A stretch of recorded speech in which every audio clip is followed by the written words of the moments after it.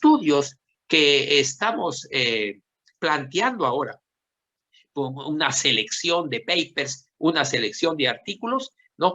Todos están referidos a la estructura de mercantilización como una nueva etapa del capitalismo. Y la nueva etapa del capitalismo, es decir, del postcapitalismo, ¿cierto? No está conformada esta nueva etapa solamente por estructuras de mercantilización. Por supuesto que es parte, pero la estructura de la producción y la estructura de la gestión del factor básico principal, el conocimiento. Lo que nos interesa a nosotros como MNIP y como escuela es comprender a profundidad el proceso básico y principal de la construcción de un modo de producción. Es decir, la producción del conocimiento y su patentación, ¿no? Y el proceso de gestión a nivel global, ¿no? Del conocimiento. Eso es lo principal. Amigos, todos estos gigantes tecnológicos, estas gigantescas empresas invierten en tecnología para desarrollar la infraestructura de Internet y así apropiarse de la estructura de mercantilización, ¿no? Han conformado un sistema circular de mercantilización que ha creado un gran poder. Los actores más pequeños, es decir, las empresas más pequeñas que están en un segundo nivel, debajo de las grandes corporaciones, tienen que atravesar, ¿no?, a esa estructura para poder acceder a la web, al sistema de mercantilización, ¿no? Y esto fortalece aún más el control de las grandes empresas, de estas grandes gigantes informáticos.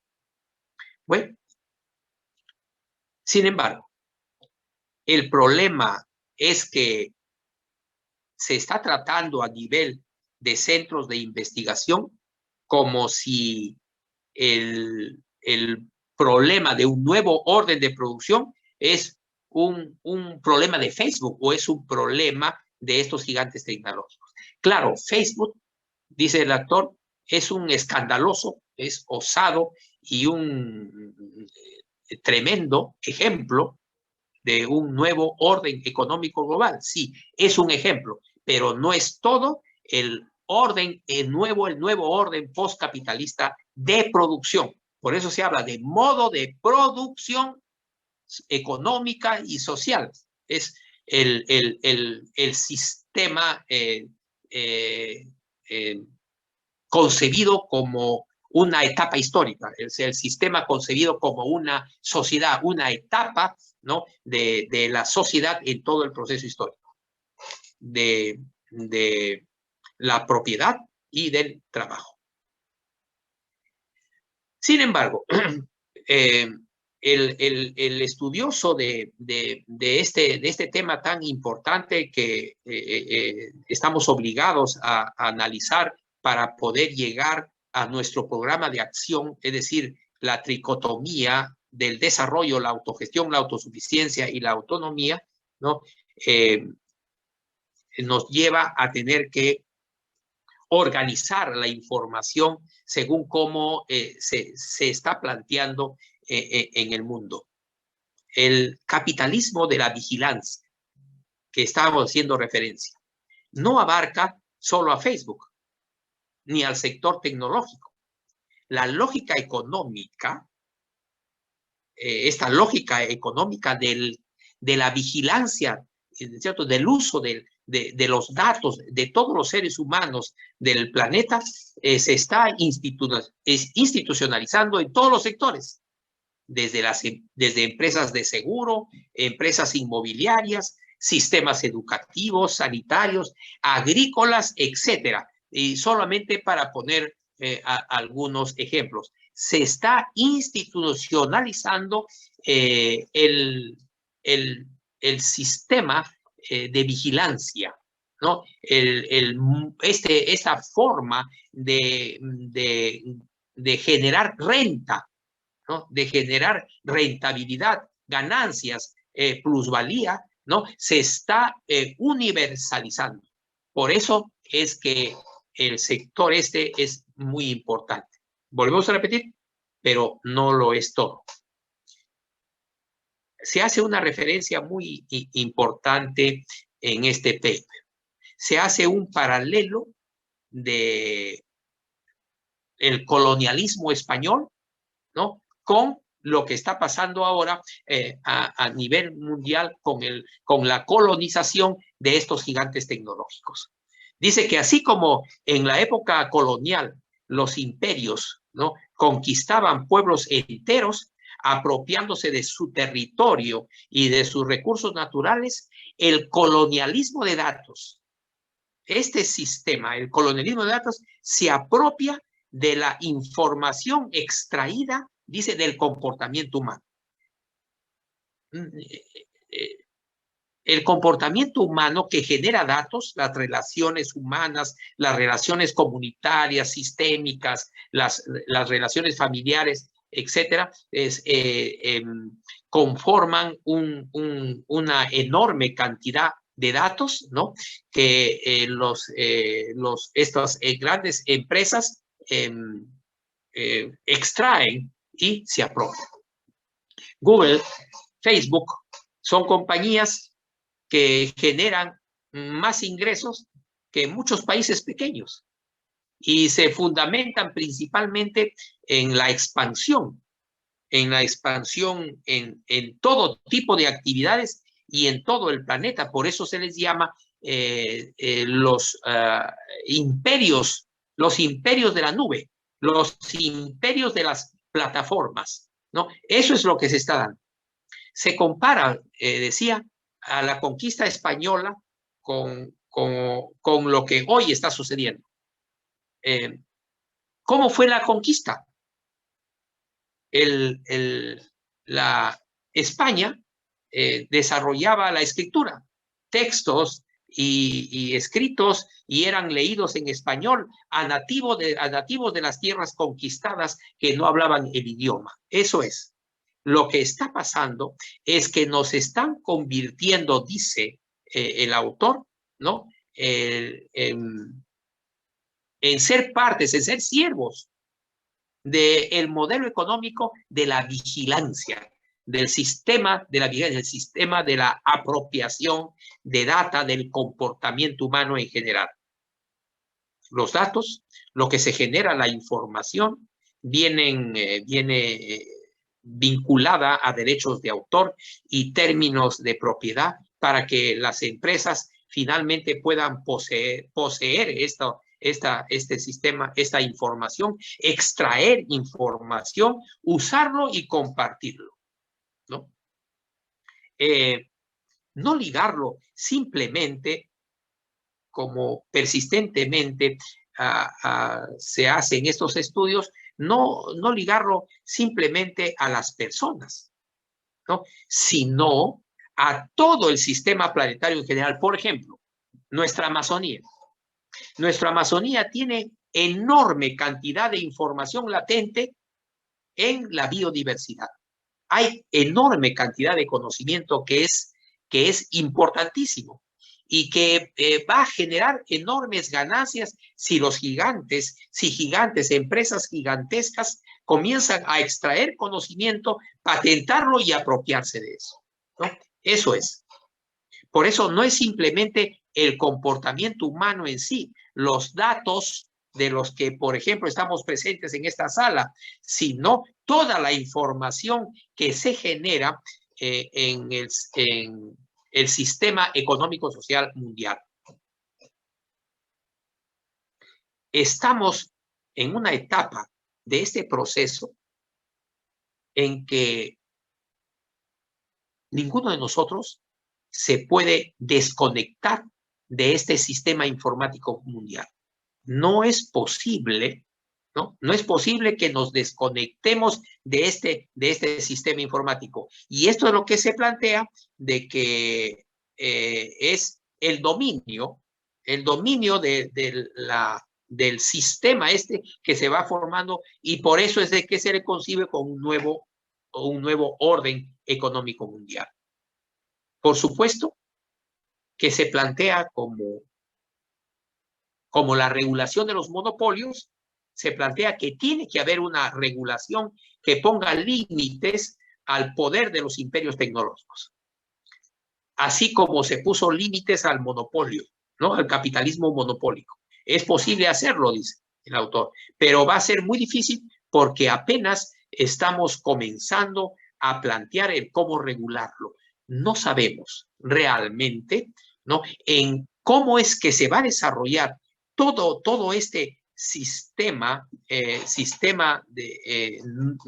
nuevo basado en el control y la apropiación de la información o la patentación de la información, ¿no? Eso es. Esto que estamos planteando nos sirve para poder reflexionar nosotros sobre el comportamiento mundial y sobre lo que está sucediendo a nivel mundial y poder entender, ¿no?, y poder entender nuestra misión, nuestro enfoque que tenemos en la escuela y en MNIT, y el propósito que tenemos. La institucionalización de este llamado capitalismo de la vigilancia a nivel global, ¿no?, está afectando más o menos 20 años a la humanidad. Cerca de 20 años, desde los años 2000 para adelante, que se estableció en los 2000, este capitalismo de la vigilancia se ha desarrollado 20 años y está generando un gran desorden a nivel mundial, ¿no?, que se va a ir administrando o construyendo según los intereses de los pueblos, de las naciones, ¿no?, de las culturas que se desarrollan a nivel mundial. Durante este tiempo, estas empresas enormes han logrado sumir en la ignorancia a cerca de 2.000 a 3.000 millones de personas a nivel mundial. Esto es lo que están planteando, es decir, 2.000 o 3.000 millones, 3.000 millones de personas que tienen no se ha desarrollado todavía en este orden económico y están viviendo en una profunda ignorancia. Determina sabiduría o ignorancia el desarrollo de estos grandes gigantes de la información o de la mercantilización de la información. Dice el autor, para finalizar, de que es hora de una contrarrevolución democrática. Todo lo que se necesita, dice, son nuevas leyes que amparen nuestro derecho a ser dueños nosotros de nuestros propios datos, ¿no? Esto es lo que se plantea. Pues bien, así como este estudio, como este paper, ¿no?, hay muchos otros que están planteando el desarrollo de un nuevo orden económico mundial. Pues bien, se está generando, pero esto no se limita simplemente a estos sistemas de comercialización por Internet a nivel mundial o la capacidad que tengan las empresas de poder controlar o patentar información. Esto es. Tengo al frente un paper muy importante también de febrero del 2021 que se refiere al estímulo propuesto por Joe Biden, ¿no?, en los Estados Unidos. Los republicanos están planteando de que el estímulo fiscal que está proponiendo, que proponía Biden el 2021 es demasiado grande y que puede generar graves problemas fiscales y económicos en los Estados Unidos. Pongamos mucha atención a lo que plantea este paper, que es tan importante y que demuestra la corrección de nuestra teoría social y nuestro programa de acción. Dice que la economía estadounidense se va a recuperar más rápido que la pandemia. Perdón, se va a reactivar más rápido que sus pares en el mundo, que otros países en el mundo. Se refieren, por supuesto, no a nuestros países, sino se refieren al mundo rico, al mundo de los países ricos. Eso es lo que predice finalmente el Fondo Monetario Internacional.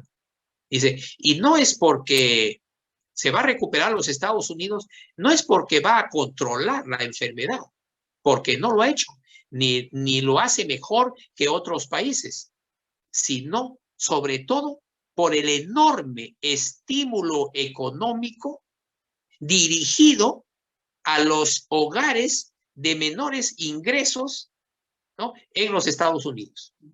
Esto es lo principal. El estímulo económico, el estímulo fiscal que va a aumentar o va a mantener los ingresos de los hogares, ¿cierto?, en el año 2021. Y que se demostró en el 2020 de que estos estímulos económicos era la herramienta principal para luchar contra la pandemia, ¿no? Esto lo ha demostrado los Estados Unidos. Estados Unidos no se encuentra, como el mundo, no se encuentra en una recesión normal que se resuelva por una moderada o calibrada inversión pública en la base de la pirámide, es decir, el inyectar dinero gratis en la base de la pirámide, ¿no? Dice finalmente que esto es un caso excepcional, dice el autor, un caso excepcional. El mundo no está en una recesión normal, ¿no? Está el mundo en una situación gravísima. Dice que ningún bombeo de liquidez a la base de la pirámide va a reabrir, por ejemplo, por completo los restaurantes, los clubes nocturnos y las oficinas, mientras que el virus siga prevaleciendo. Dice, el gobierno debe combatir la crisis desde la base. Quedémonos con esta frase. El gobierno de los Estados Unidos, todo el 2021, dice, ha luchado contra la pandemia combatiendo la crisis desde abajo, es decir, llevando dinero hacia abajo, ¿no? Y esto es lo que quisiera enfatizar. Esto es lo más importante de este artículo.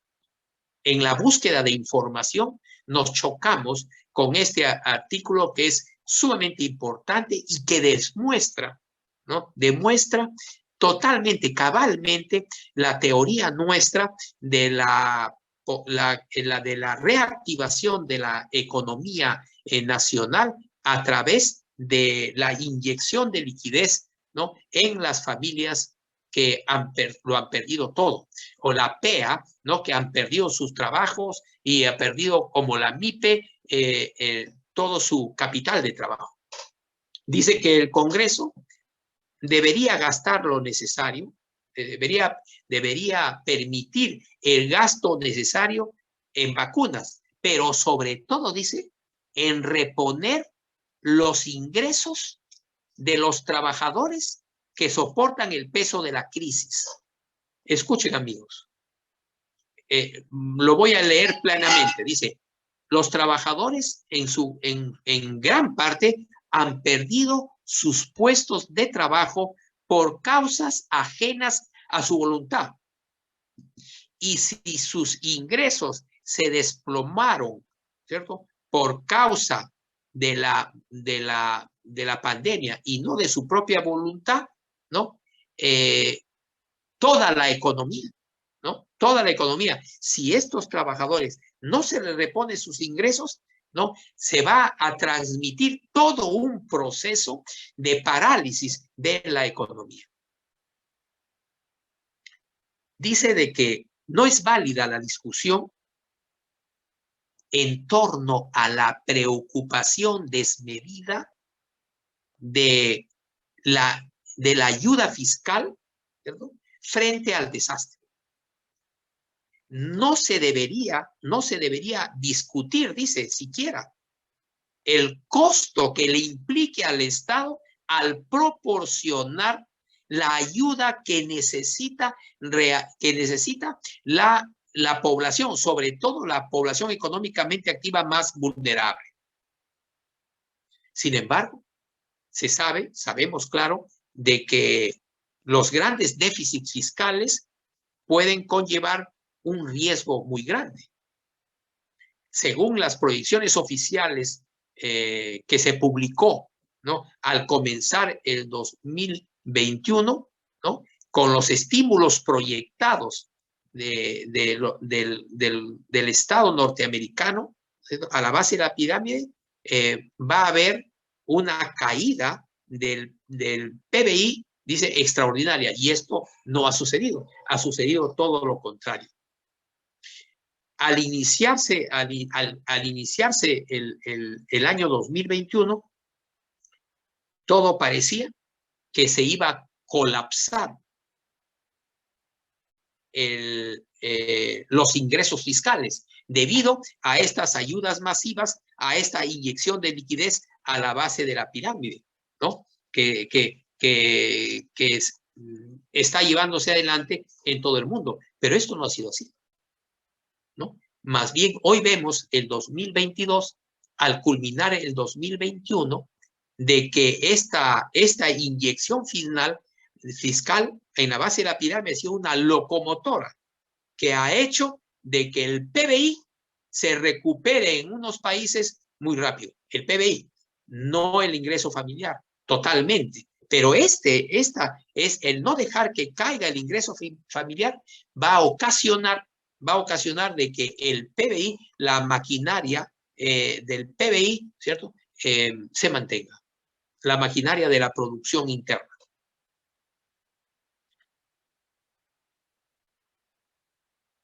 El desarrollar, ¿cierto?, estos procesos de estímulo, finalmente, dice de que demuestra de que probablemente se institucionalice, se instituya, ¿no?, que como la única herramienta o la herramienta fundamental para la lucha contra estos grandes desastres económicos.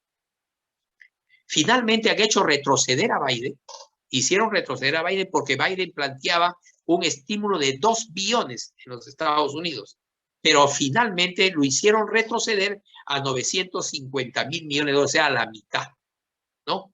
Con esto,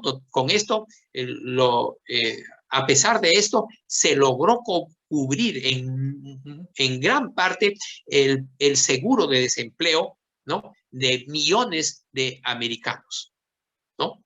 Y esto es lo que ha permitido finalmente que la economía norteamericana no caiga abruptamente como se previó frente al desarrollo de la crisis sanitaria. Es necesario que comprendan los países, ¿no?,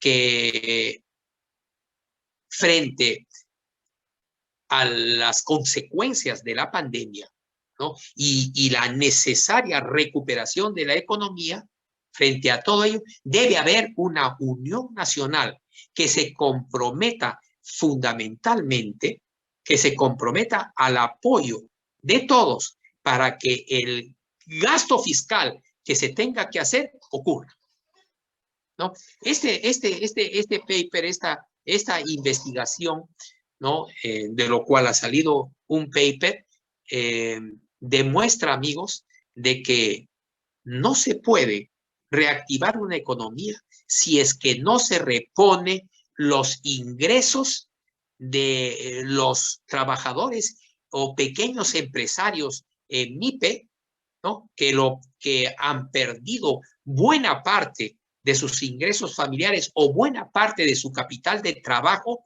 ¿no? Se tenga que reponer esto, porque si no, no hay posibilidad alguna de poder recuperar la economía. Este artículo entonces es fundamental para poder entender lo que está sucediendo a nivel mundial en la economía. Pues bien, otro artículo que tengo al frente que plantea algunas cuestiones fundamentales. Este es de enero del 2022, o sea, el mes anterior. Es el sugestivo retorno de la política industrial, dice. Lo que pasa, plantea este paper, es de que el capitalismo ha asignado al comercio, ha asignado un papel de locomotora del crecimiento económico global. El sistema mercantil global es realmente el sistema sanguíneo y la locomotora, ¿no?, de la economía mundial. Por eso es que cuando aparecen estos gigantes mercantiles que mercantilizan la información, que mercantilizan la data, se considera como que la esencia, la parte fundamental del modo de producción existente, de la economía mundial existente, comienza a cambiar significativamente. Sin embargo, planteamos de que el sistema mercantil, repetimos, no es todo el modo o el sistema de producción capitalista a nivel mundial. Este artículo plantea algo extraordinario. Dice que cualquier negociador o cualquier gran ejecutivo o líder que sabe que el actual concepto de autonomía estratégica abierta, ¿no? Autonomía AEA, autonomía estratégica y abierta, ¿no? Dice que esto es un lenguaje que están utilizando las potencias a nivel mundial para justificar los nuevos inaceptables cierres de los mercados a la competencia internacional. Amigos, centrémonos en este concepto. Se refiere que las potencias representadas por Washington, Bruselas, Bélgica, ¿cierto?, y Pekín, ¿no? O sea, las tres grandes potencias, Norteamérica, Europa, ¿cierto?, y China. Dice que desarrollan una palabrería, ¿no?, de la autonomía estratégica y abierta. Están planteando la autosuficiencia y están planteando una autosuficiencia estratégica, ¿no?, pero abierta al conocimiento mundial, como nosotros lo venimos planteando. Dice, esto es inaceptable porque no se puede cerrar los mercados a la competencia internacional. Esto es, ¿no? Amigos, la tendencia en el mundo es hacia la autonomía estratégica y abierta. No es ninguna palabrería. En ese sentido está yendo China, está yendo Estados Unidos y está yendo Europa, ¿no? Este autor lo denomina como palabrería. Inclusive se mofa de algunas propuestas de Biden como las siguientes, que los Estados Unidos proponen a nivel global créditos fiscales por $12.500 por cada automóvil eléctrico fabricado en el país, ¿no? Sostienen de que esto es una supuesta independencia, ¿no?, productiva a nivel mundial. Nosotros analizamos hace 2 o 3 semanas el discurso de Xi Jinping, donde plantea la autosuficiencia y plantea que de aquí a unos 10 o 15 años la China va a ser totalmente autosuficiente. Y no solamente autosuficiente a nivel de su propia producción de bienes y servicios, sino dice que no va a depender de las importaciones ni de las exportaciones. Y que los Estados Unidos hoy está desarrollando un aparato científico-tecnológico que le permite desarrollar una producción interna moderna en expansión para una producción interna en expansión. O sea, su economía va a ser autosuficiente e igual está planteando Biden, igual está planteando los Estados Unidos. Sin embargo, países que no son grandes potencias, como por ejemplo México o Canadá, plantean lo siguiente. El presidente mexicano, López Obrador, y el presidente canadiense Trudeau, ¿no?, han rechazado de pleno, dice, el semejante disparate, ¿no?, de la autonomía estratégica y abierta. Hay todo un debate a nivel internacional.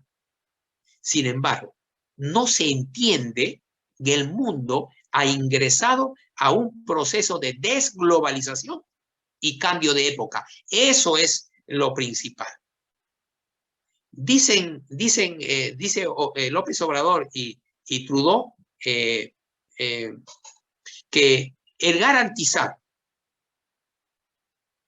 que los países pueden ser soberanos, por ejemplo, a nivel alimentario, ¿no?, es una propuesta que huele a naftalina, dice, ¿no? Es decir, se considera que el nacionalismo científico-tecnológico que vamos a desarrollar en las exposiciones del seminario, ¿no?, ese nacionalismo científico-tecnológico es un disparate, ¿no? Y que eso es viejo en el capitalismo, o sea, la autosuficiencia. Pues bien, hay un franco desarrollo, ¿no?, a nivel mundial dirigido hacia la autosuficiencia.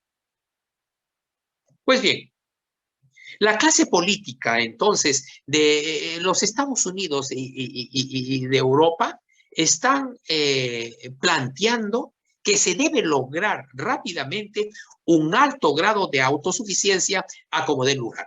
Esto es lo que se está imponiendo. Por más las críticas de López Obrador y también de la llamada izquierda, por ejemplo, en todo Latinoamérica, lo que se está imponiendo es un alto grado de autosuficiencia y se va a hacer a como dé lugar, con el propósito de reemplazar, dicen en Europa y en los Estados Unidos, la importación de sustancias proteicas, biocombustibles, ¿no?, que provienen de todo el mundo.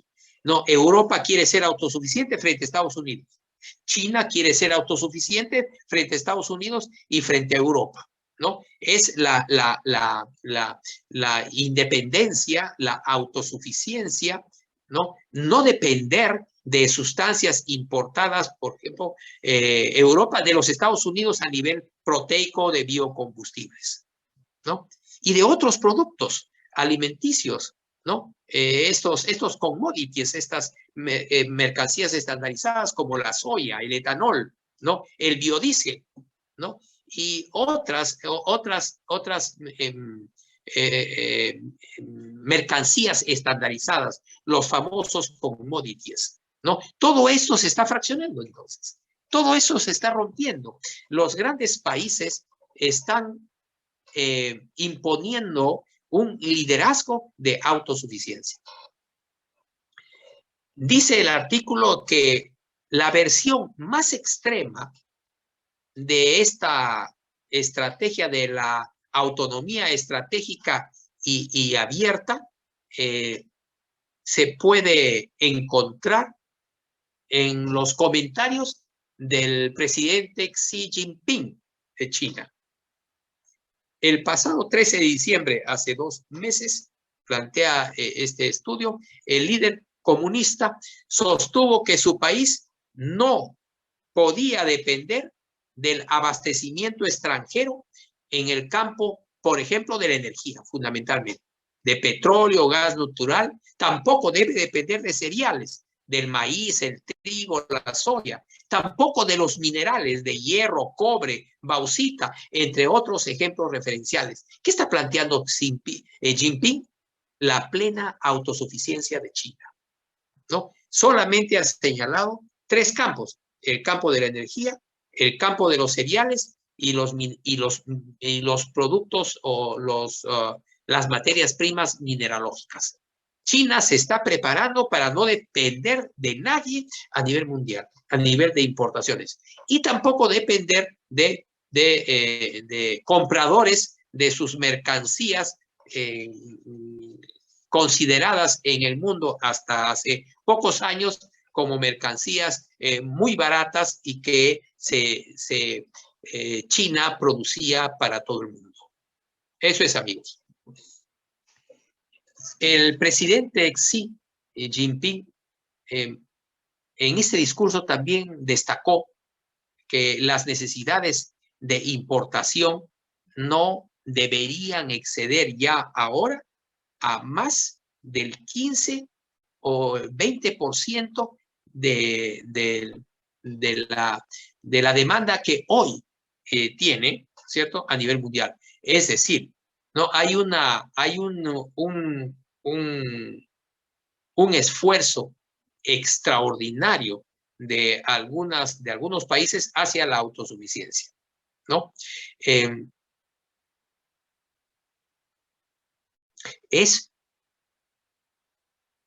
fundamental, ¿cierto?, entender esta nueva tendencia, ¿no?, de los últimos 20 años que se acrecienta tremendamente a nivel mundial, ¿no? Dice que la clase política del mundo debería comprender con mucha profundidad y rapidez, ¿no es cierto?, esta situación que se está presentando en el mundo, la desglobalización y el cambio de época.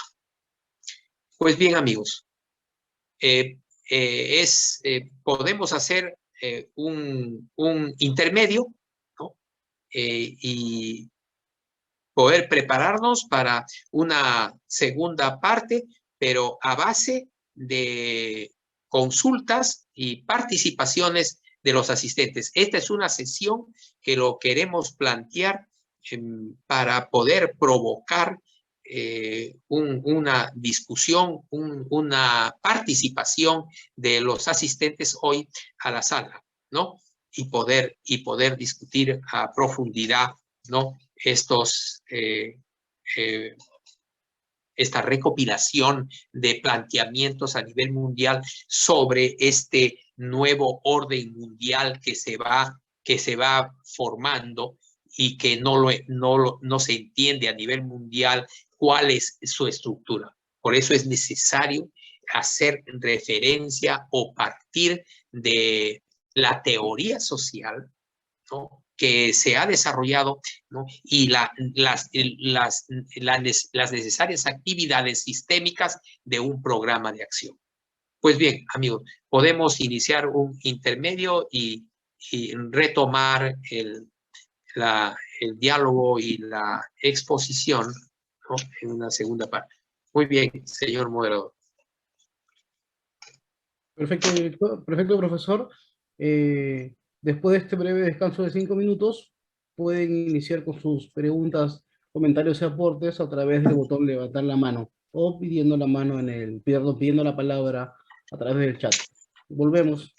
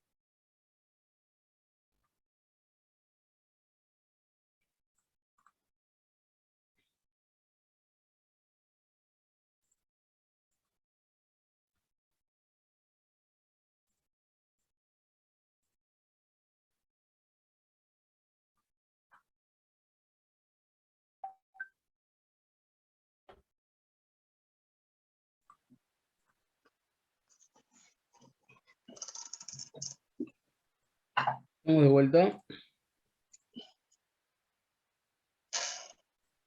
Muy bien.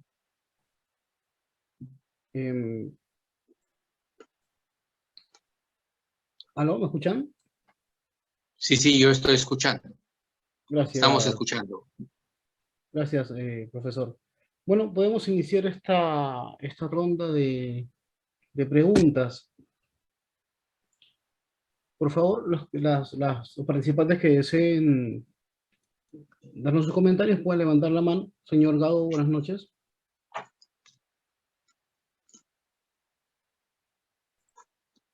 Adelante, por favor.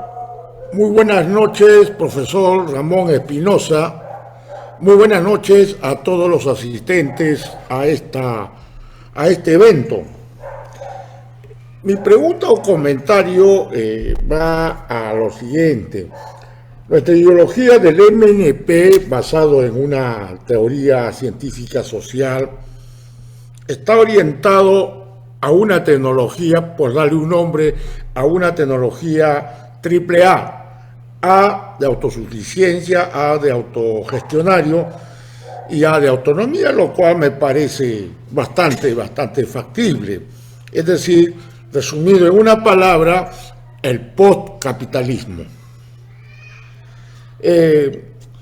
Cuando uno en internet empieza a buscar información, también encuentra o otra tendencia u otra corriente, al parecer promovido por los que se les conocen los famosos Illuminatis, que intentan imponer un nuevo orden mundial, pero ellos lo denominan la cuarta revolución industrial. Entonces mi pregunta es, ¿cuánto de coincidencia hay con esa nueva corriente que le llaman la cuarta revolución y en qué hay coincidencias? Muchas gracias por la respuesta que nos pueda brindar. Gracias por escucharme. Muchas gracias, señor Gado. Continuamos con la participación de un invitado a la sesión, el señor Humberto Ordóñez. Adelante, por favor.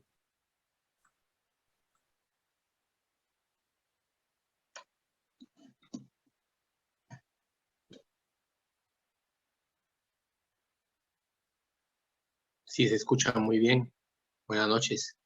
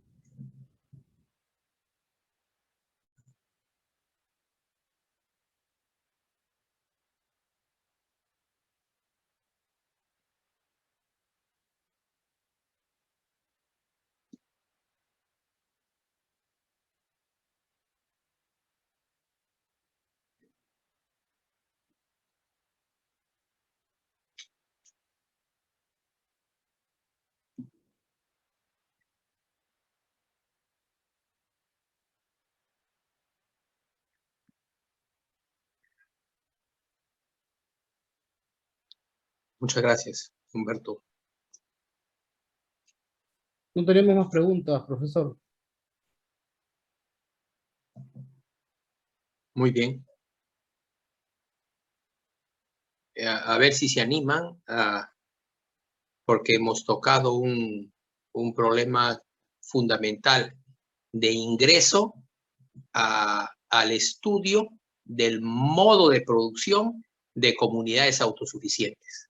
Vamos a entrar a un par de semanas de estudiar otra vez el neoruralismo, la vuelta al campo, la revitalización de los pueblos abandonados, ¿no? Como está sucediendo en Europa.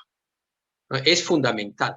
Es fundamental que este plan trimestral de capacitación lo colofonemos, lo terminemos, lo sellemos, ¿no? Estudiando el quinto grupo de enfoque. Es decir, ¿no? El desarrollo de pequeños pueblos o pequeños asentamientos humanos urbanos periféricos, ¿no? Su desarrollo por autosuficiencia, porque esto es el fundamento del nuevo modo de producción de comunidades autosuficientes que se empieza a desarrollar en el mundo de forma paralela al modo de producción tecnocrático, es decir, el modo de producción a base de la apropiación del conocimiento científico mundial, ¿no? Y el desarrollo de un nuevo proletariado, el proletariado científico-técnico, ¿no? Que se desarrolla como parte fundamental de este modo de producción tecnocrático. Entonces hablamos de modos de producción. Y así nos vamos a entender, creo, muy bien para iniciar otro tipo de procesos ya en la comunidad de prototipos, en la comunidad nuestra de management e innovación estratégica. Entonces, creo que los dos participantes han planteado cuestiones fundamentales que nos puede permitir el desarrollo de un debate. Ojalá que se ocasione un poco más de debate ahora, si no prosigo con la exposición. Pues bien, la intervención de César, ¿no? La tecnología que promueve MNIP, ¿no? En nuestros 3 grupos de enfoque, en el grupo de enfoque de Ecoaldeas, el enfoque de modernización de cadenas integradas MIP, y en el enfoque de la creación de pequeños pueblos rurales y asentamientos humanos urbanos empobrecidos, desarrollarlos, modernizarlos a nivel de la autosuficiencia, que necesariamente implica, ¿no?, desarrollo científico-técnico. No puede haber autosuficiencia sin desarrollo científico-técnico. Podría haber, pero como se entendía en el siglo XX, ¿no? Se entendía la autosuficiencia, el retiro hacia el campo, como propio de movimientos de hippies, ¿no? Así se entendía en la década del 70. Si es que no agregamos, ¿no?, ciencia y tecnología, pues bien, caeríamos en simplemente un proceso de ermitaños, ¿no?, que se alejan de la ciudad y viven de forma precaria en el campo, ¿no? Hay que desarrollar el concepto de autosuficiencia, entonces, ¿no?, desde un punto de vista científico-tecnológico, y no solamente científico en el campo de las ciencias naturales, sino en el campo, sobre todo, de las ciencias sociales. Pues bien, la tecnología MNIP que plantea César es la tecnología de la tricotomía compuesta por la autogestión social, la autosuficiencia local y la autonomía política. Esto es realmente el concepto pleno, completo, autogestión social. Todos de la sociedad son autoempleados plenos, es decir, toda la comunidad que se desconecta del sistema a nivel rural o a nivel urbano, toda la comunidad que se desconecta está plenamente autoempleada, que implica un gran liderazgo y desarrollo organizacional. Esa es autogestión social. Dice social, no está referido exclusivamente a los efectos económicos, ¿no? O a los temas productivos, no, a nivel social, es autogestión social. En segundo lugar, la autosuficiencia local. ¿Qué significa la autosuficiencia local?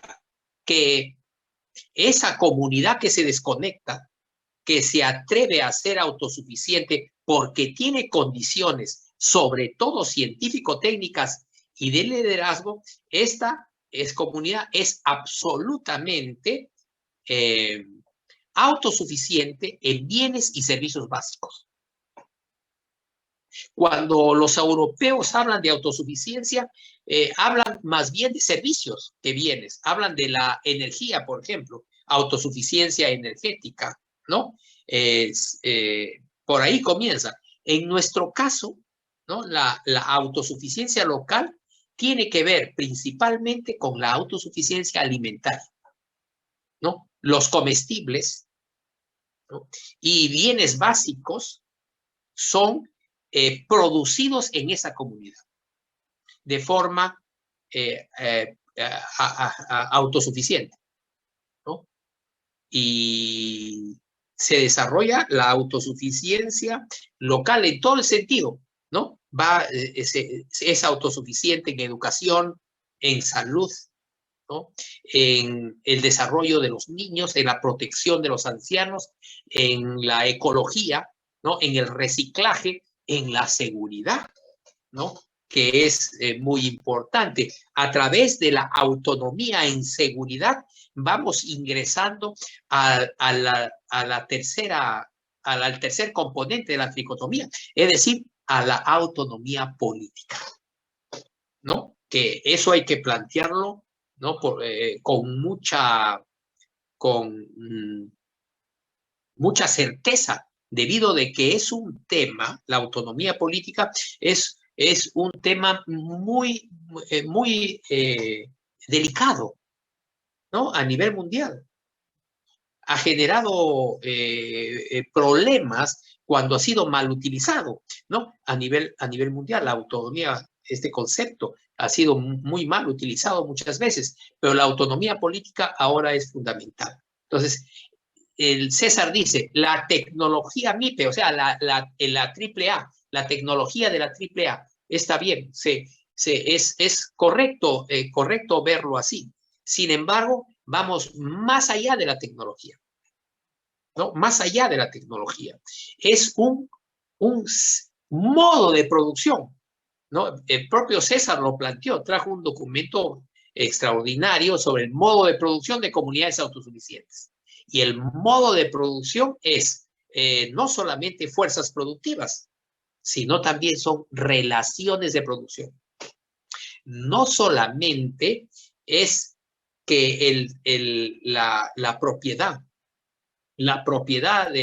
del conocimiento, ¿no? Sino también tiene que ver con la naturaleza del trabajo. Es plenamente autogestionario. Pues bien, esto es lo que está planteando César y es correcto. Ahora, podríamos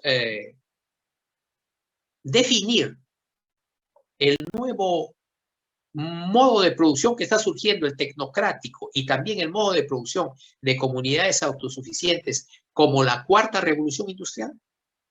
¿Podemos decir así?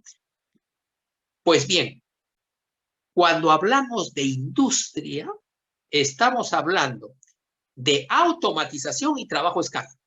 De eso estamos hablando con industria. Y el modo de producción autosuficiente no es trabajo a escala, ¿no? O sea, no es industrial. El modo tecnocrático democrático tampoco es industrial ya. ¿Por qué, amigos? Porque el desarrollo de las fuerzas productivas postindustriales como la inteligencia artificial y la robótica permite la producción precisamente a pequeñísima escala.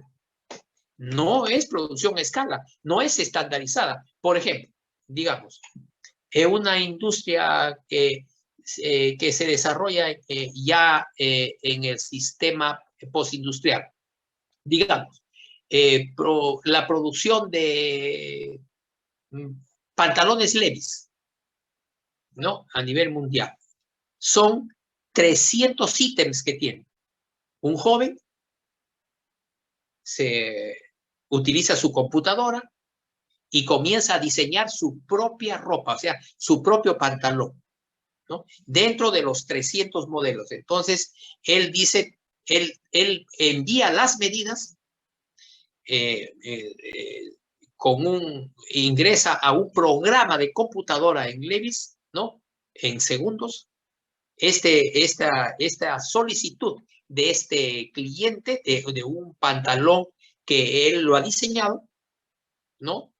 Teniendo en cuenta los rangos que se utiliza en Levi's, hace su pantalón y entra y el sistema robotizado produce un pantalón.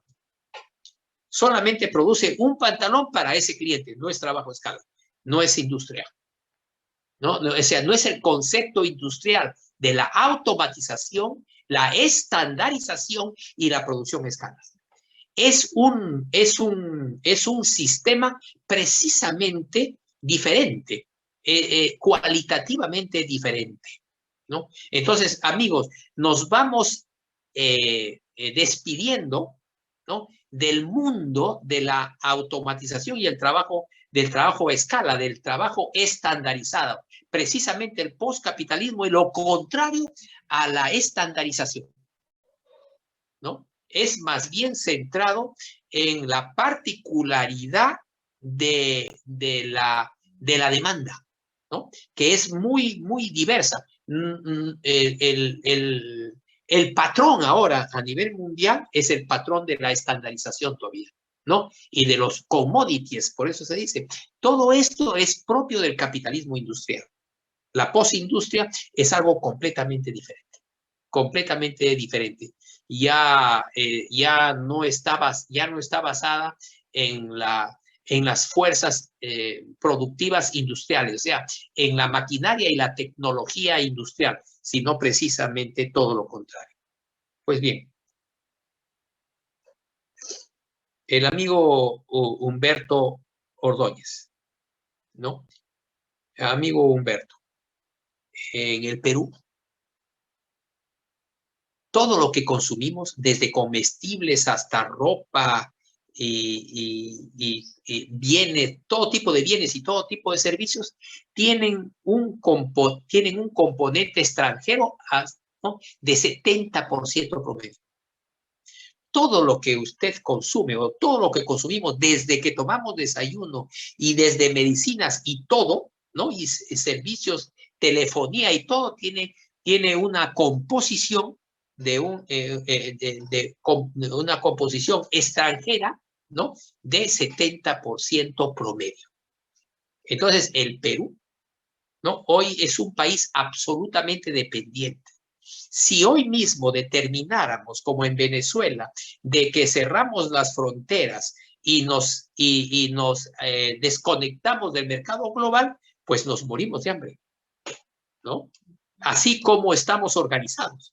A pesar de que el Perú tiene una enorme capacidad de biodiversidad, a pesar de eso, todo esto ha sido distorsionado por el modelo económico, ¿no? El subsistema económico de mercado global, y eso nos ha destruido como economía nacional, ¿no? Autosuficiente. Es decir, con unas dinámicas endógenas. Tenemos graves problemas al respecto. La autosuficiencia es realmente el paradigma por excelencia ahora para el desarrollo mundial.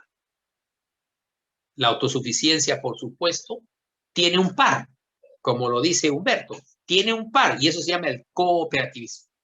El cooperativismo integral, ¿no? Es un concepto que está íntimamente ligado a la autosuficiencia. No puede haber autogestión sin cooperativismo, ¿no? Así de que tiene muchísima razón.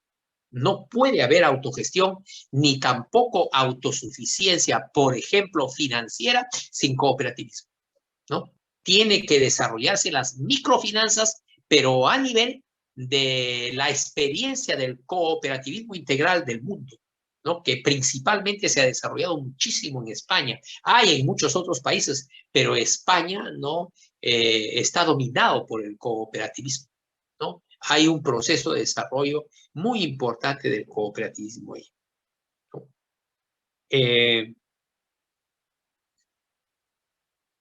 Humberto, el desarrollo que nosotros propugnamos fue definido por Peter Drucker, es el desarrollo por distribución. ¿Desarrollo por distribución de qué? De capital, de tecnología, de conocimientos, de gestión. El desarrollo el desarrollo por distribución se basa en el concepto de concesiones, es decir, en el concepto de cadenas integradas de pequeños productores, de pequeños MIPES, tanto en la ciudad como en el campo, ¿no?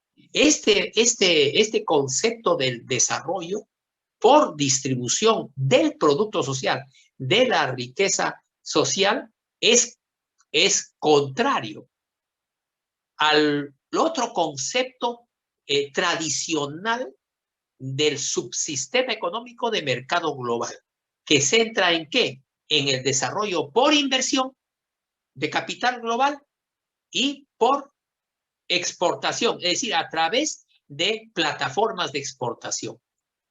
Este concepto del desarrollo por inversión extranjera y plataformas de exportación han dominado los últimos 50 años. No solamente en la economía, sino también en la educación. Si nosotros vemos jóvenes economistas ahora, digamos, que tienen 50 años o 60 años o menos, ¿no? Han sido formados en el concepto del desarrollo económico por inversión de capital global y plataformas de exportación, sobre todo acá en el país, de productos mineralógicos, ¿no? Y algunos productos industriales, claro, como, digamos, harina de pescado o conservas de pescado, ¿no? Eso es. Entonces, hay dos conceptos, entonces, para el desarrollo económico en el país.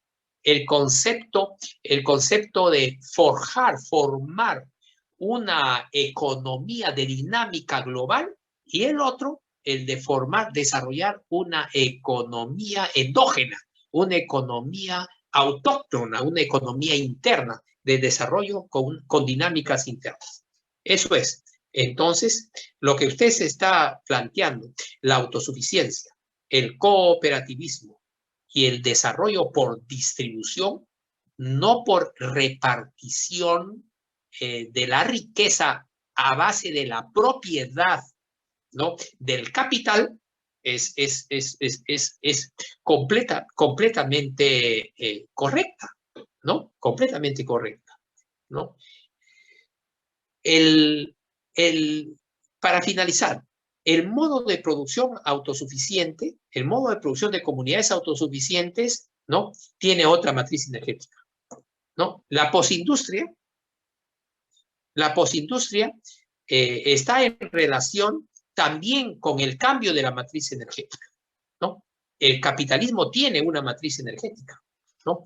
Basada en energía fósil, ¿no? Pero la matriz energética del postcapitalismo es sobre todo solar, eólica, ¿no? Y otras energías que tienen, y otras energías que tienen que ver con el desarrollo limpio, ecológico, ¿no? Esto es. Muy bien. Muy bien, César y Humberto. Si habría alguna otra pregunta, entonces gustosos podríamos desarrollar un diálogo al respecto. Sin embargo, bueno, me están avisando de que queda poco tiempo, son 10:08 de la noche. Yo creo que podríamos explicar un poco más, ¿no? Los artículos organizados para resolver esta temática de la situación internacional y nacional, ¿no? Esta semana. Eso es lo que hemos preparado. Muy bien, amigos. Puedo proseguir entonces. Muy bien. Tengo al frente un artículo que es también interesantísimo, que es del 6 de enero del 2022, del mes pasado, ¿no? Que plantea una interrogante. Los Estados Unidos podrán aprovechar las oportunidades de la deslocalización de la fabricación. Esto es lo que plantea. Pues bien, resolvamos esa pregunta, ¿no? En Estados Unidos hay una organización sin fines de lucro llamada la Reshoring Initiative, que es una organización sin ánimos de lucro fundada en 2010, ¿no? Es una organización que tiene un objetivo, un fin, tiene una misión, que los fabricantes estadounidenses en el extranjero vuelvan a los Estados Unidos, ¿no? También se orienta en el concepto de la autosuficiencia, ¿no? Atraer nuevamente a las corporaciones que tuvieron su origen en los Estados Unidos, pero que ahora tienen sus centros productivos, ¿no? Y de gestión en el mundo fuera de los Estados Unidos. El reshoring implica entonces el regreso de la producción y fabricación de bienes al país, ¿no? Que nuevamente vuelvan, ¿no? A su país de origen de esa empresa, ¿no? Es todo lo contrario a la deslocalización que plantea el documento, ¿no? ¿Qué es la deslocalización? Lo que se inició a partir de la década del 80, es decir, el bombeo de la industria norteamericana y de Europa y de Japón hacia los países atrasados para aprovechar la tierra barata y mano de obra barata, ¿no? Entonces, es el proceso, la deslocalización, de fabricar bienes en el extranjero para intentar reducir el costo de producción por mano de obra, ¿cierto? Y por fabricación, ¿no? Eso es. Entonces, pareciera, según dice el artículo, que es erróneo, pareciera de que hay una tendencia, nuevamente renace la tendencia de volver a crear más puestos de trabajo en el sector manufacturero. Y eso no es así, ¿no?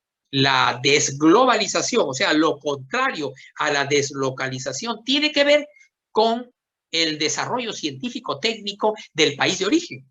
Porque si no hay desarrollo científico-tecnológico del país de origen, no podría haber la desglobalización, porque la desglobalización es un concepto igual que el de la deslocalización, de bajar costos en mano de obra y en todo el proceso de la fabricación. ¿Cómo es esto?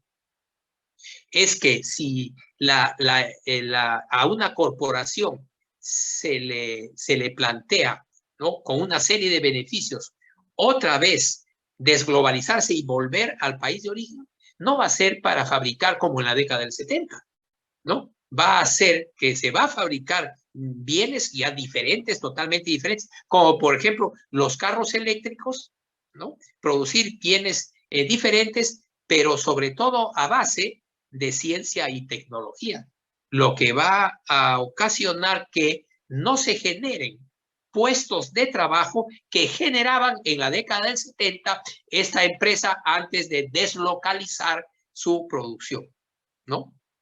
Lo que hoy están viendo que Hay un costo que se va haciendo muy importante en el sistema de costos de la producción, que es la lejanía. La transportación de mercancías en todo el planeta, que no tiene objeto hoy, con el desarrollo científico-tecnológico, se puede hacer todo lo que sea necesario en un país sin necesitar, ¿no? Sin necesitar de otros países. Entonces, hoy el proceso de acercar la producción, digamos Estados Unidos, de repente no necesariamente a Estados Unidos, pero sí a México o Canadá, ¿no? Que está muy cerca. Esto de la cercanía, ¿no? Produce ahora el mayor ahorro de dinero, ¿no? Y de la mayor reducción del riesgo. Ya no importa el costo de mano de obra, ya no estamos plenamente en el mundo industrial, sino que estamos saliendo de él. Y por eso que el costo de mano de obra y el costo de la cadena de producción industrial, ¿no? Ya no es tal. Hoy los costos más importantes es el traslado de mercancías a nivel de todo el planeta, ¿no? Dice el autor que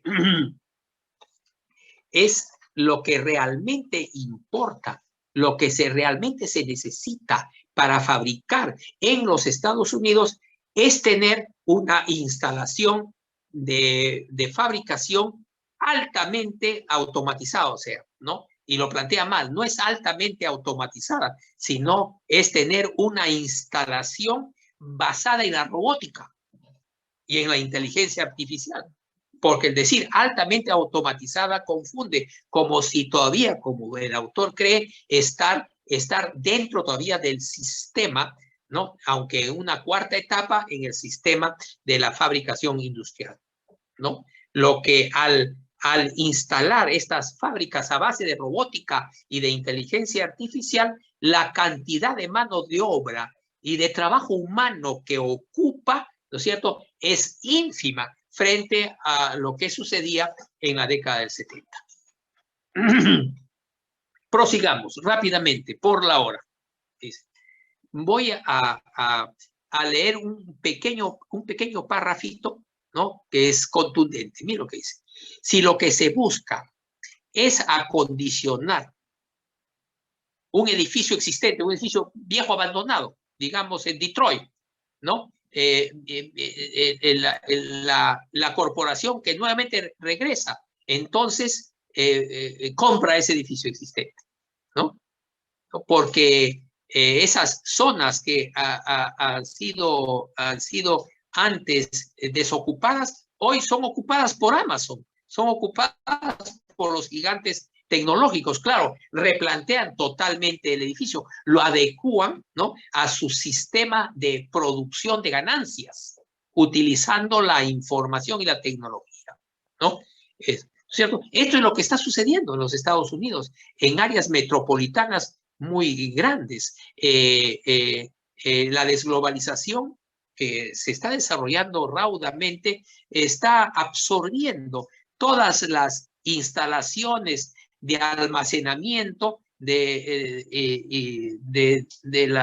mundo industrial. Las que ya no sirven, ¿no?, simplemente las derrumban y construyen otras nuevas. Entonces, la cuestión es, para estos gigantes, es encontrar la ubicación adecuada y tratar de que esa propiedad, ¿no?, sea lo más asequible posible, ¿no?, y necesite la menor inversión posible para que se le acondicione a las nuevas formas de producción, de producción, ¿no?, y de gestión de esa gran empresa, ¿no? Eso es.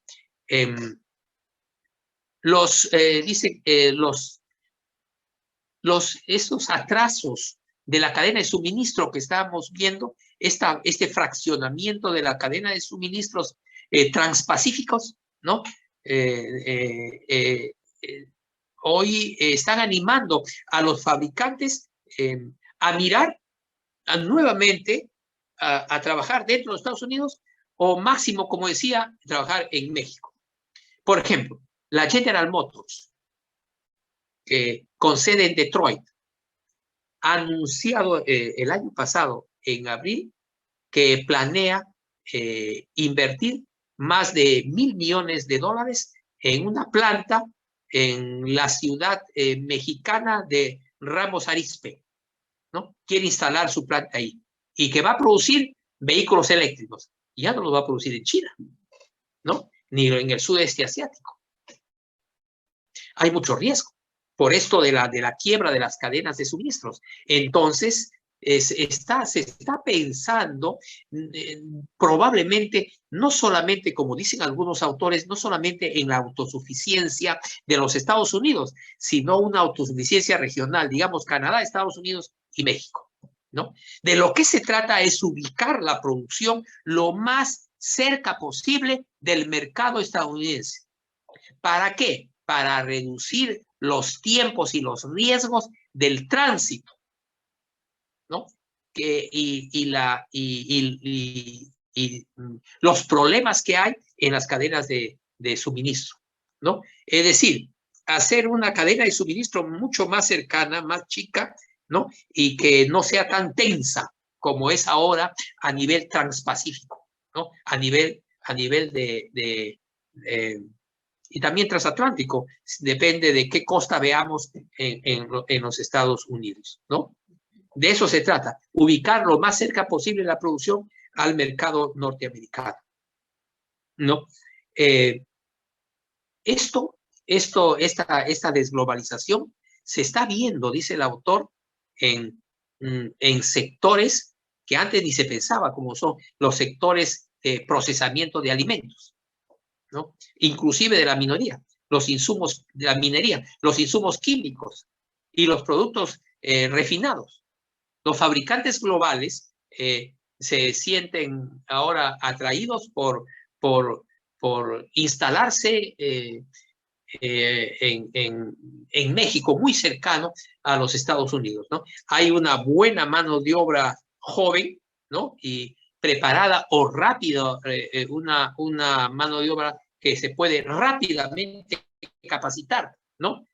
Punto aparte, podemos decir que estas corporaciones tienen sus propios centros de capacitación, centros de investigación y capacitación. Rápidamente, no importando que los trabajadores o los empleados tengan educación superior, esta educación superior por competencias o por especialización, no importando eso, tienen sus propios centros de capacitación. Lo que necesitan es una mano de obra joven, ¿no? Muy hábil, muy proclive a adquirir conocimientos, etcétera, y simplemente los preparan, los forman, ¿no? Este señor Moser, de este artículo, dijo que las empresas estadounidenses prefieren volver a poner sus empresas en los Estados Unidos, ¿no? Por eso esta práctica ahora, esta habilidad que se está desarrollando en nearshoring, ¿no? Es una alternativa que es superior, que ofrece ventajas superiores a la externalización de la producción, ¿no? de países como Estados Unidos y llevarlos a otros países, como por ejemplo llevar a fabricar a Asia, ¿no? O a otros mercados de ultramar, ¿no? El nearshoring, ¿no? es muy superior y ofrece muchas ventajas y más ganancias a los productores ahora de ultramar para volver a sus países de origen, ¿no? Entonces, miren, amigos, cómo lo resume y cómo genera el autor una sentencia extraordinaria. Dice, la mejor solución para los Estados Unidos es ser autosuficiente. Y si no lo es, dice, en muchos aspectos, que lo sea Norteamérica con Canadá y México. Eso es lo que dice. lo que dice Mose. Lo que más ventaja, la solución más ventajosa para los Estados Unidos es ser autosuficiente. Subrayen, amigos. China, que digo, Estados Unidos, y China también, y Europa también, y Perú. Perú es absolutamente dependiente. Si seguimos con este liderazgo, ¿qué nos queda? Hacernos cargo de la producción industrial que los Estados Unidos no quiere, que rechaza. ¿Por qué? ¿Cierto? Porque es una industria que hasta ahora no se puede automatizar, no se puede elevar a nivel de inteligencia artificial. Entonces, que lo hagan en Perú, que lo hagan en Ecuador, en Sudamérica pobre, o que lo hagan en África. La industria está siendo empujada a estos países. Y aquí tenemos una clase política, entre comillas, ¿no? de izquierda y también de derecha que plantean, ¿no? Plantean a nivel de sus programas de acción la industrialización del país, ¿no es cierto? Y también hacer una constitución para el desarrollo industrial del Perú. Ya verán, ¿no es cierto? Ya vemos, o qué podemos esperar de una constitución, ¿no? Que está a la cola del proceso del desarrollo científico-tecnológico del mundo. Y con esto termino. Voy a leer la sentencia final de Moser, que es también muy importante. Creo que dice que a medida que continúen las interrupciones en la cadena de suministro, la gente empezará a darse cuenta de que el fraccionamiento de la cadena de suministros no es tan temporal como parece, ¿no? No es tan temporal como se asumió inicialmente. A medida que esto se prolongue, o sea, la debilidad de las cadenas de suministro, se verá que cada vez más gente empiece a cambiar, o sea, se refiere gente, dice, o sea, a los inversionistas, ¿no? Empezarán a financiar oportunidades domésticas, oportunidades, ¿no es cierto?, de desglobalización y trabajar en el mercado, en su mercado de origen y su mercado de objetivo, ¿no? O dentro de él o en países vecinos, como está planteando Moser, México y Canadá. Finalmente, les leo una línea final. Aquí termina el artículo y dice, nuestro país, se refiere a Estados Unidos, y las empresas de aquí se están dando cuenta de que tenemos que ser autosuficientes. Más claro no puede ser, Moser, ¿no? Tremendo artículo este. Y dice, nuestro país y las empresas de aquí se están dando cuenta de que tenemos que ser autosuficientes. Y lo podría repetir de la siguiente manera.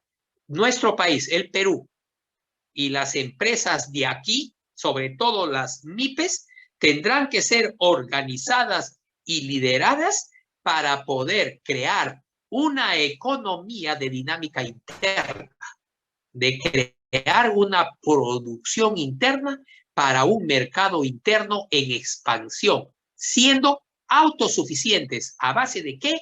Del desarrollo de liderazgos y de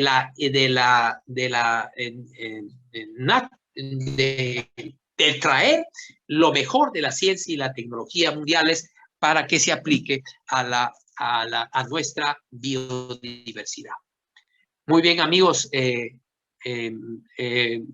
parece que ya es un poco tarde, ¿no? 10:25 de la noche, podríamos dar por finalizado la presente sesión. Sin embargo, si hay alguien de los presentes quiere opinar, estaríamos dispuestos a dialogar. Muy bien, muchas gracias. Buenas noches. Gracias, profesor. Vamos a continuar con el coloquio. Tenemos al señor Segundo Vázquez, invitado también a esta reunión, participante del seminario de mañana. Y teníamos también una mano levantada del señor, del señor Me parece que ya no... Ah, sí, el señor Humberto, el señor Ordóñez, no sé si desea volver a participar, pero sí, vamos con las participaciones en primer lugar, el señor Ordóñez, que estaba pendiente, y luego el señor Vázquez. Adelante, por favor, señor Humberto Ordóñez.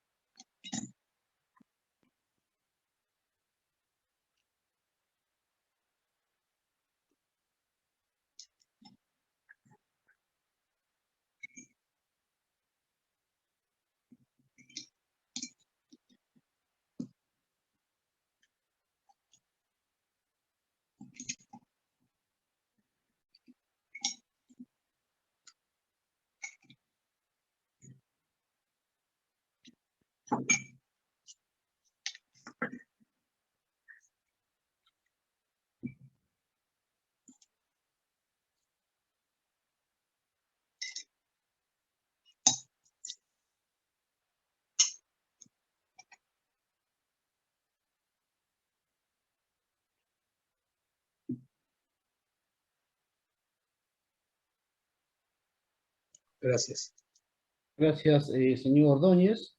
Continuamos con el señor Segundo Vázquez.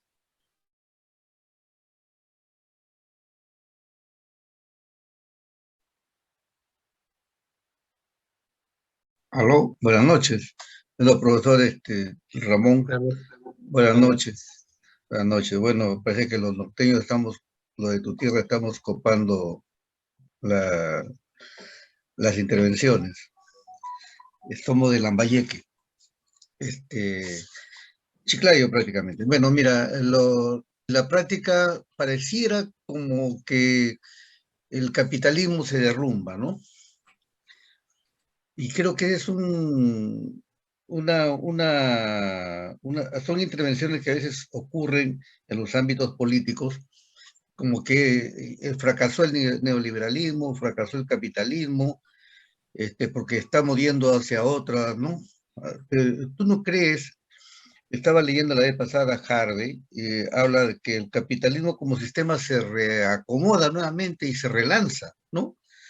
En ese relanzamiento, que prácticamente a raíz de la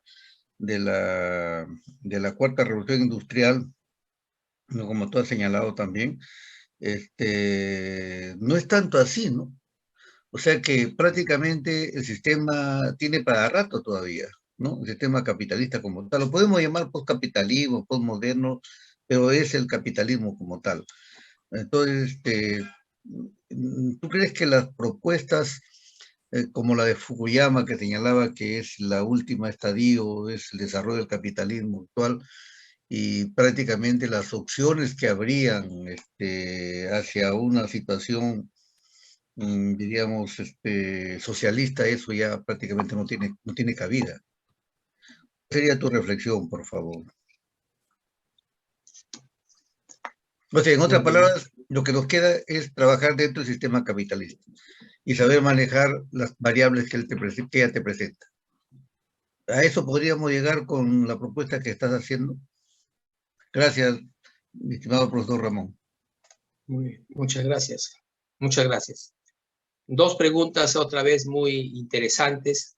Habría que hacer un esfuerzo para en unos instantes responder a algunas cuestiones fundamentales, ¿no? Pero en la próxima sesión voy a tomar estas dos preguntas para poder estudiar a más profundidad, ¿no?, el problema sistémico, ¿no? El próximo miércoles vamos a ampliar más estos puntos, ¿no? Y ofrezco traer información última nuestra, fresca, organizada, para responder a estas dos preguntas, ¿no? Pues bien, no necesitamos desarrollar la industria en el país.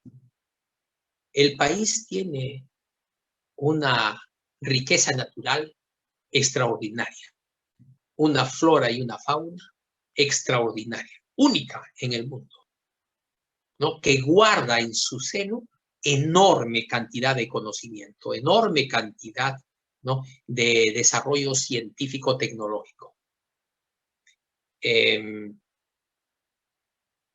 Bueno, tanto Humberto como Segundo estamos en una primera reunión, creo, ¿no? O de repente una segunda sesión, pero ¿no? Vamos a tener que plantear en los seminarios desde nuestras concepciones primigenias, ¿no?, en el desarrollo de nuestra teoría social. El mundo está desarrollándose, ¿no?, en sistemas más allá del capitalismo financiero y el trabajo asalariado. Cuando hablamos de capitalismo, bueno, esto es, estoy combinando estoy relacionando las dos preguntas, de Segundo y de Humberto, ¿no? Pero quisiera partir definiendo capitalismo como sistema, ¿no? El capitalismo ha existido desde la antigüedad y va a seguir todavía por muchísimos años más. Pero estamos hablando del sistema capitalista, es decir, el sistema económico, social, cultural y político, toda la producción social a base de capital, dinero y trabajo asalariado. Lo que plantea el pensamiento druckeriano es que el capital, dinero y el trabajo asalariado como factores básicos de producción social sistémica, ¿no?, del capitalismo han pasado a segundo plano. De que, contrariamente a eso, ha pasado a primer plano el capital cognitivo y el trabajo no salarial ya, sino el trabajo por productividad, ¿no? El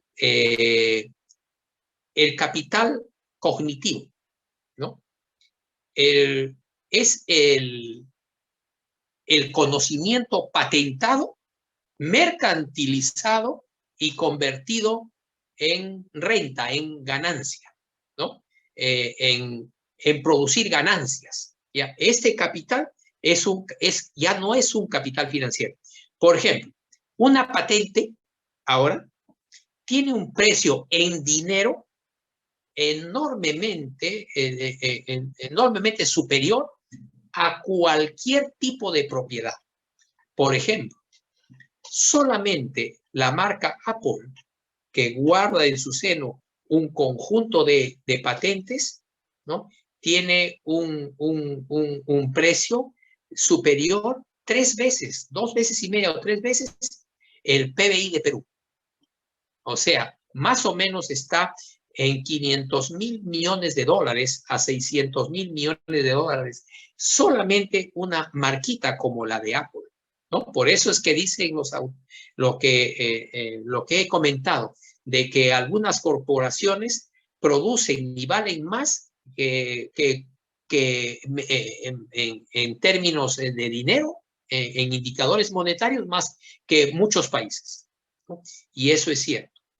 Entonces, el capitalismo al cual nos estamos dirigiendo y que estamos practicando en el mundo es el capitalismo cognitivo, ya no el capitalismo financiero, que tiene su propia dinámica y tiene su propia estructura, ¿no? Pero es capital saber, el conocimiento científico-tecnológico convertido en patente y de seguida convertido en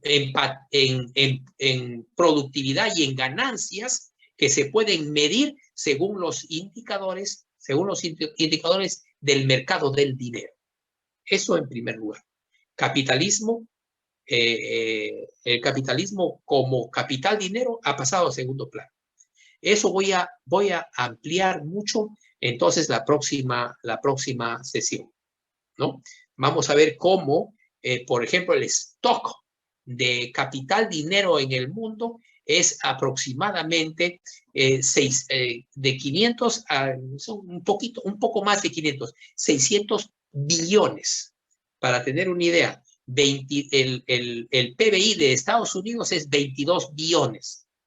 En el mundo hay capital creado, capital dinero, aproximadamente en 500 a 600 billones de dólares, ¿no? Ahora, todo eso, o sea, esa gran proporción de dinero, en parte son acciones, bonos, propiedades inmobiliarias y sobre todo patentes. Para tener una idea, solamente en Massachusetts, en los Estados Unidos, se desarrollan más de 30,000 patentes al año.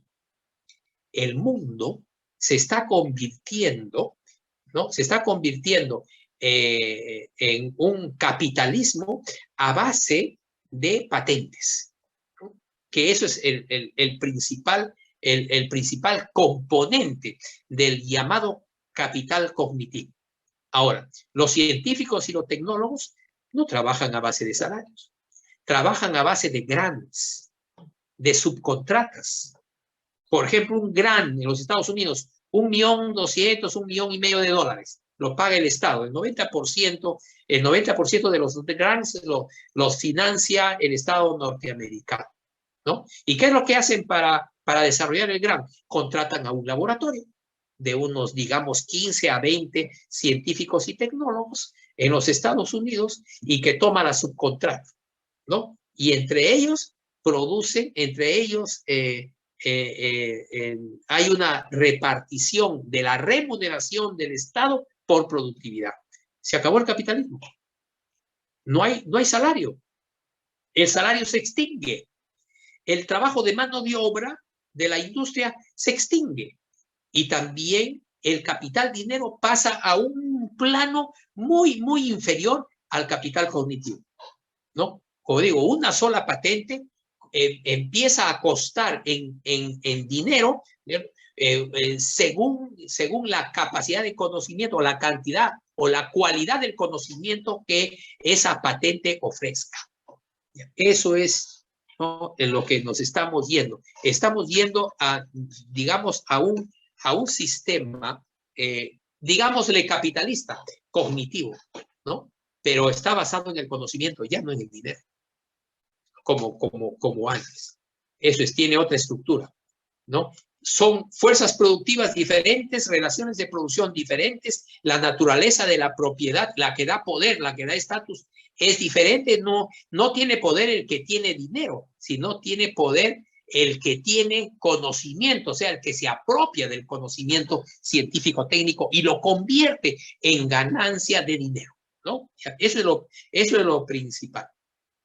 El capitalismo, todas las mejores producciones intelectuales del mundo sostienen de que está en un proceso de autodestrucción, no de relanzamiento. El sistema capitalista se autodestruye, ¿no?, como sistema, y nace otro sistema. El sistema capitalista solo tiene 270 años como sistema, como sociedad, como época, como etapa histórica, ¿no? Se desarrolla a partir de mediados del siglo XVIII. Vamos a explicar minuciosamente eso, ¿cierto? Y que se ha desarrollado por periodos de 100 años. el primer periodo de 100 años de constitución sistémica en todo el planeta, ¿no? El segundo, un periodo centenario también de guerras imperialistas, y el tercero es un periodo de globalización, ¿no? Y de crisis general, de autodestrucción y aparición de otro sistema posterior, distinto al sistema capitalista, con otras dinámicas. Eso es, ¿no? Eso es capitalismo.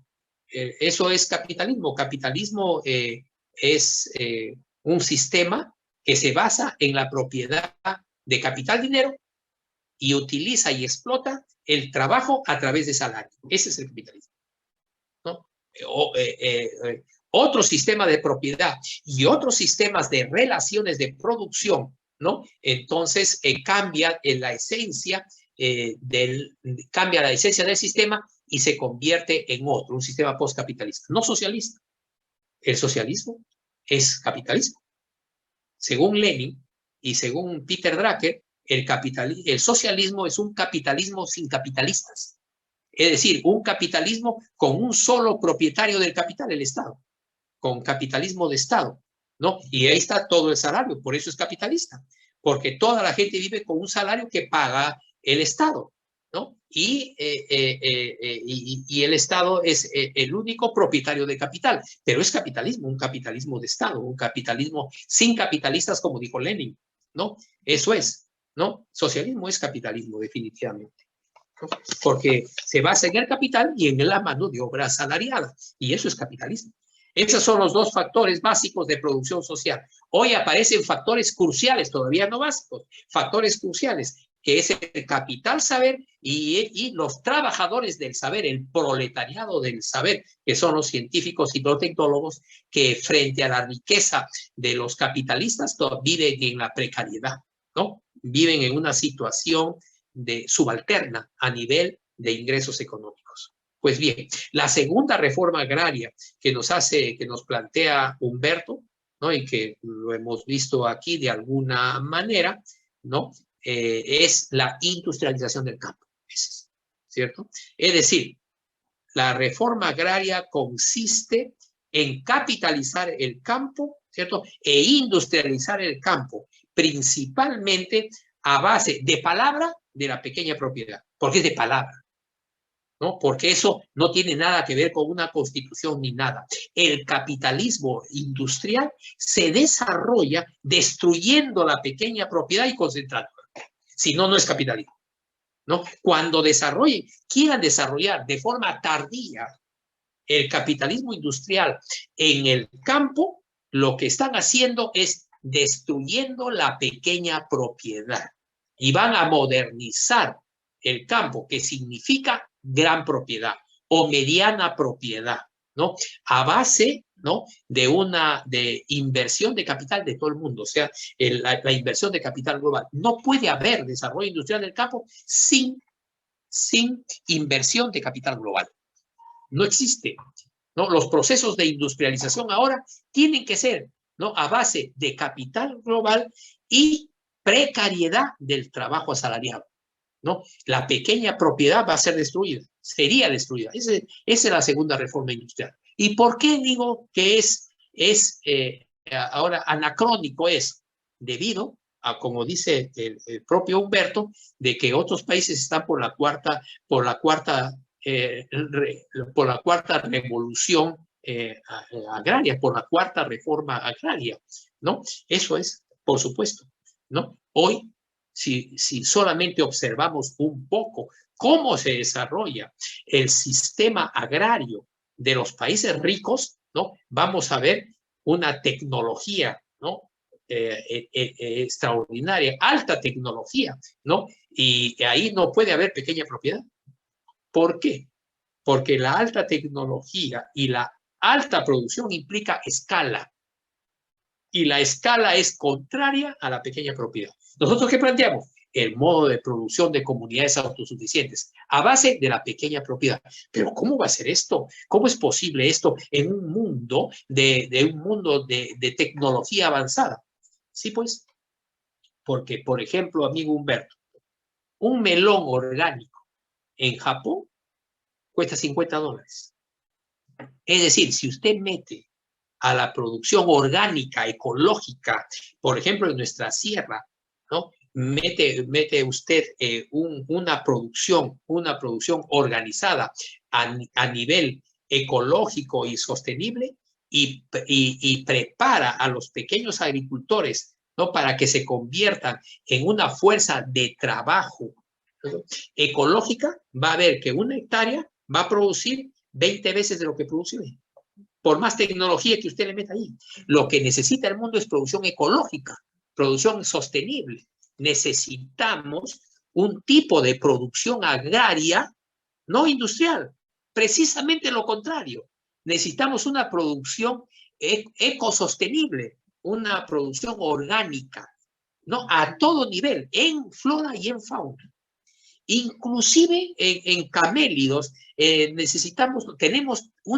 tenemos una biodiversidad extraordinaria. No necesitamos de la industria, no necesitamos del trabajo a escala, no necesitamos industrializar la papa. Necesitamos producir 3.000 especies de papa a nivel orgánico, a nivel ecológico.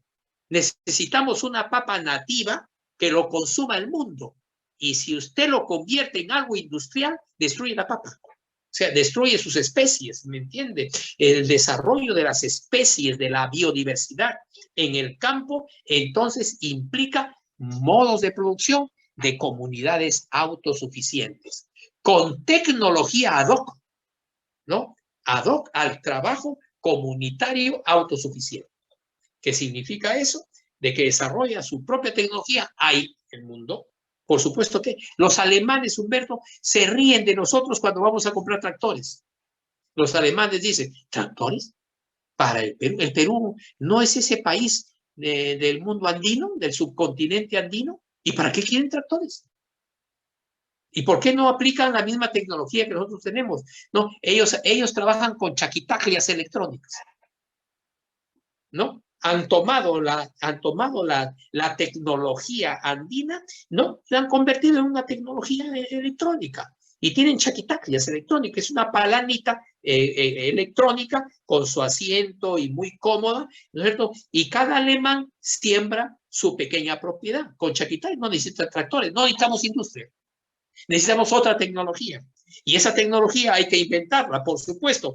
Pero hay ejemplos en el mundo. Se puede hacer eso. Lo que necesitamos, Humberto, es no solamente cuando pensamos en economía, no solamente pensemos en el subsistema o en el modelo económico de mercado global, el insuficientemente definido como neoliberalismo.